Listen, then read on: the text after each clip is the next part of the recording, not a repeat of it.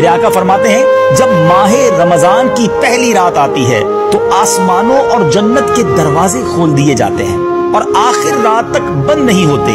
جو کوئی بندہ اس ماہ مبارک کی کسی بھی رات میں نماز پڑھتا ہے تو اللہ عز و جل اس کے ہر سجدے کے عوض یعنی بدلے میں اس کے لیے 1500 نیکیاں لکھتا ہے اور اس کے لیے جنت میں سرخ یاقوت کا گھر بناتا ہے جس میں 60,000 دروازے ہوں گے اور ہر دروازے کے پٹ سونے کے بنے ہوں گے جن میں یاقوت سرخ جڑے ہوں گے۔ بس جو کوئی ماہ رمضان کا پہلا روزہ رکھتا ہے